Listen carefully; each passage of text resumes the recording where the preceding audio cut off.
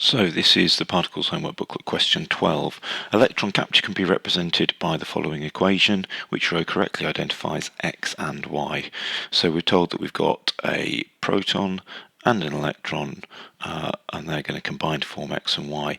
The short answer is you should know this equation. It is one of the Feynman diagrams you're meant to know, and you're meant to know that in electron capture you end up with a neutron and an electron neutrino.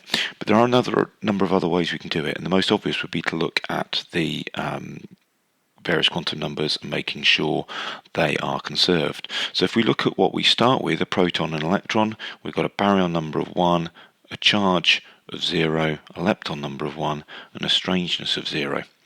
If I then look at each of the possible outcomes that they're offering to us, if I look at row A with a proton and a K minus meson, I do end up with a baryon number of 1, but I end up with a charge of 0, where I should be ending up with a charge of 1, so that doesn't work, and in fact I've got a strangeness of -1 and a lepton number of 0. It just, on so many levels, does not do what we need.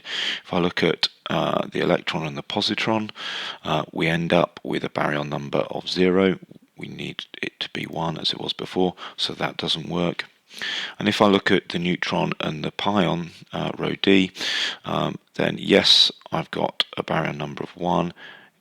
Yes, I've got a charge of 0, but I've got a lepton number of 0, and I should have a lepton number of 1 because of the electron in the original. If I look at the correct answer, I've got a baryon number of 1 plus 0, so 1. I've got a charge of 0 plus 0, so 0. I've got a lepton number of 0 plus 1, 1, and I've got a strangeness of 0 and 0. That matches up with what I start with. That must be the option which does come up. That was Particles Homework Booklet question 12.